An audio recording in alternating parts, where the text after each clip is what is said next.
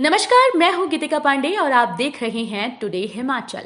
हमारे प्यारे राज्य हिमाचल से जुड़ी हुई खबरों को जानने के लिए हमारे चैनल टुडे हिमाचल को जरूर सब्सक्राइब करें और इसके साथ हिमाचल के किस जिले से आप ये वीडियो देख रहे हैं कमेंट बॉक्स में हमें जरूर बताएं।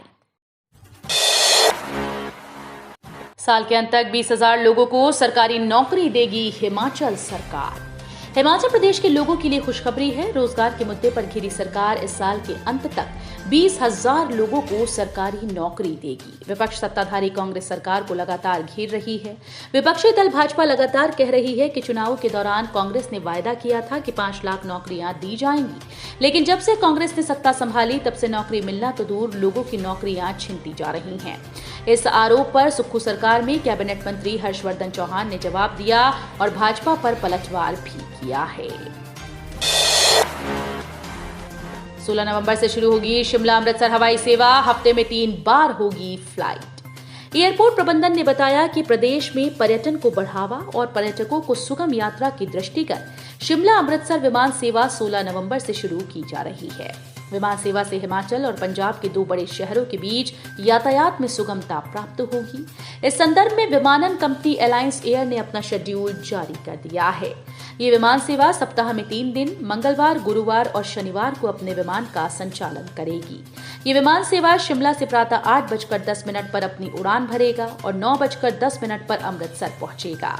वहीं अमृतसर से प्रातः 9:35 पर उड़ान भरेगा और 10:35 पर शिमला पहुंचेगा। शिमला से अमृतसर का किराया विमान कंपनी के द्वारा 1,999 रुपए निर्धारित किया है। आरएस बाली बोले, सभी मेडिकल कॉलेज विश्व स्तरीय टेक्नोलॉजी से होंगे लैस। हिमाचल प्रदेश पर्यटन विकास निगम के अध्यक्ष आरएस बाली ने कहा कि राज्य के सभी मेडिकल महाविद्यालयों को विश्व स्तरीय मेडिकल टेक्नोलॉजी से लैस किया जाएगा। इसके तहत medical college Tanda, Shimla, Hamirpur, Chamba Nerchowk में रोबोटिक सर्जरी आरंभ की जाएगी। सभी चिकित्सा महाविद्यालयों में कैजुअलिटी विभाग को अपग्रेड करके आपातकालीन मेडिसिन विभाग बनाया जाएगा। शनिवार को शीला चौक के निजी होटल में 2 दिवसीय national conference of paediatric rheumatology का शुभारंभ करते हुए उन्होंने ये बात कही। पश्चिमी विक्षोभ की सक्रियता से हिमाचल में फिर बदलेगा मौसम, 3 दिन बारिश बर्फबारी के आसार।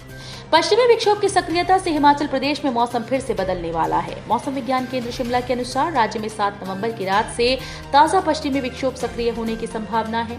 इसके प्रभाव से राज्य के कई हिस्सों में 3 दिन बारिश और बर्फबारी के आसार हैं।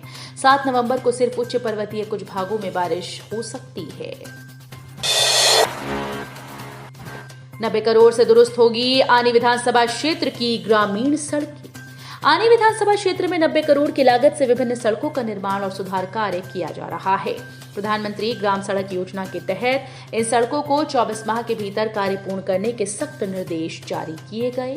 इन सड़कों पर गुणवत्तापरक कार्य सुनिश्चित किया जाएगा। ये बात लोक निर्माण, युवा सेवाएं और खेल मंत्री विक्रमादित्य सिंह ने शनिवार को आनी के सराज उत्सव समापन समारोह में बतौर मुख्य अतिथि शिरकत करते हुए कही।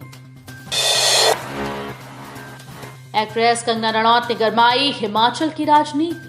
बॉलीवुड एक्ट्रेस कंगना रनौत ने हिमाचल प्रदेश की सियासत गरमा दी। देवभूमि से संबंध रखने वाली कंगना ने द्वारकाधीश मंदिर में दर्शन के बाद मीडिया में बयान दिया कि अगर भगवान श्री कृष्ण की कृपा रही तो वो लोकसभा चुनाव लड़ेंगी।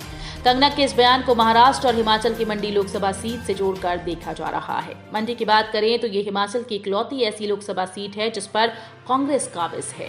कंगना के बयान के बाद सियासी गलियारों में चर्चा शुरू हो गई कि भारतीय जनता पार्टी कंगना रनौत को मंडी सीट से मैदान में उतार सकती है। शास्त्रीय अध्यापक के 31 पदों के लिए डाइट सोलन में 17 नवंबर को होगी काउंसलिंग। प्रारंभिक शिक्षा विभाग जिला सोलन के माध्यम से शास्त्रीय अध्यापक के 31 पदों पर बैच वाइज अनुबंध आधार पर भर्ती की जानी है। ये जानकारी उपनिदेशक प्रारंभिक शिक्षा सोलन संजीव कुमार ने दी। संजीव कुमार ने कहा कि इन पदों के लिए काउंसलिंग 17 नवंबर को सुबह 11 बजे जिला शिक्षा और प्रशिक्षण संस्थान सोलन के कार्यालय में होगी। अनुराग शर्मा बोले, बीट बिलिंग में पैराग्लाइडिंग, वर्ल्ड कप का रास्ता साफ। पैराग्लाइडिंग के लिए विश्व प्रसिद्ध बीड बिलिंग घाटी में 6 महीने में अंतर्राष्ट्रीय स्तर की 2 प्रतियोगिताएं आयोजित होना गर्व की बात है।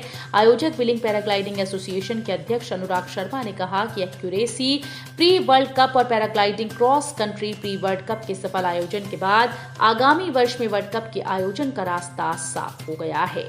पूर्व भाजपा शासन में पिछले 4 वर्षों में यहां कोई भी प्रतियोगिता का आयोजन संभव नहीं हो पाया था। कहा कि मुख्यमंत्री सुखविंदर सिंह सुक्खू के अस्वस्थ होने के बावजूद उन्होंने इस प्रतियोगिता पर निरंतर नजर बनाए रखी। उप मुख्यमंत्री बोले, आरोपियों पर BODS एक्ट में होगी कार्रवाई, 10 साल सजा का प्रावधान। हिमाचल में क्रिप्टो करेंसी में निवेश के नाम पर हजारों लोगों से ठगी करने के मामले में आरोपियों के खिलाफ BODS एक्ट 2019 के तहत कार्रवाई होगी। अनियंत्रित जमा योजना पाबंदी विधेयक में 10 साल की सजा का प्रावधान है। पुलिस मामले में जल्द चालान पेश करने जा रही है। शराब ठेकों पर आई ताला लगाने की नौबत, आपदा के बाद 60% गिरा कारोबार। हिमाचल में आपदा के बाद प्रदेश ठेकों पर शराब का कारोबार 60% तक गिर गया। प्रदेश में शराब का कारोबार गिरने के कारण लाइसेंस की फीस तक नहीं दे पा रहे। ऐसे में शराब कारोबारियों की दिक्कतें आए दिन बढ़ती जा रही हैं। कारोबारियों में हिमाचल फाइन संगठन के प्रधान अनंतनाम वर्मा, हमीरपुर से नरेंद्र ठाकुर, शम्मी कुमार, अजय धीमान, सुरजीत बराड़, सोलन से वीरेंद्र ठाकुर, नरेश ठाकुर, कांगड़ा ऊना से पवन पटियाल, राजीव पटियाल, आशीष शर्मा, ज्वाली विधानसभा क्षेत्र से रजत ठाकुर, राम सिंह, टहलीवाल से अशोक ठाकुर ने प्रदेश सरकार से लाइसेंस की फीस जमा कराने को लेकर 2 माह का अतिरिक्त समय देने की मांग उठाई। पहाड़ का हर दूसरा युवा कमजोर, 5वां मोबाइल की लत का शिकार। स्वास्थ्य के लिहाज से महानगरों की तुलना में ग्रामीणों और पहाड़ी क्षेत्रों को बेहतर माना जाता है, लेकिन राज्य और केंद्र सरकार के एक सर्वे में पता चला कि हिमालय की युवा पीढ़ी 5 तरह की स्वास्थ्य समस्याओं की चपेट में है। जानकारी के अनुसार केंद्रीय स्वास्थ्य मंत्रालय, हिमाचल स्वास्थ्य विभाग और बेंगलुरु स्थित निम्हांस के शोधकर्ताओं ने मिलकर सर्वे किया है। इसमें लगभग हर दूसरा युवा कमजोर और प्रत्येक 5वां मोबाइल फोन की लत का शिकार पाया गया।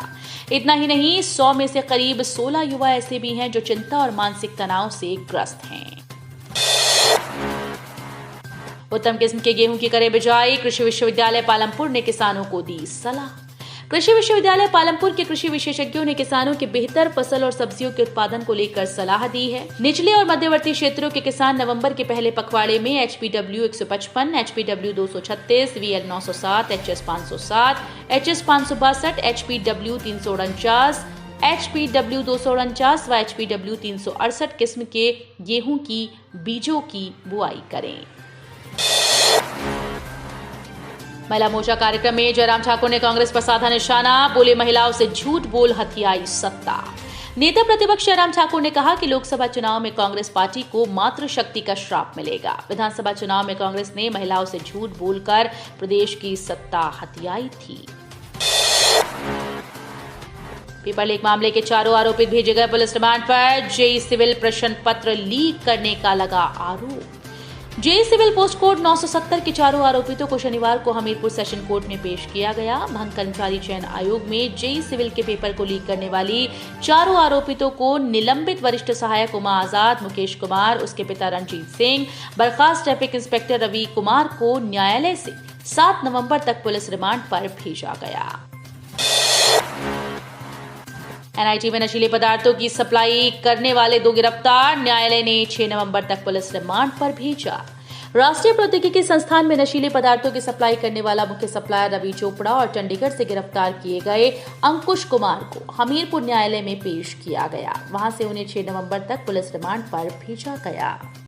तो ये थे हिमाचल प्रदेश से जुड़े हुए आज के ताजा तरीन समाचार। उम्मीद करते हैं आपको जरूर पसंद आए होंगे। थोड़े से भी पसंद आए हो तो चैनल को सब्सक्राइब और वीडियो को लाइक करना बिल्कुल ना भूलें।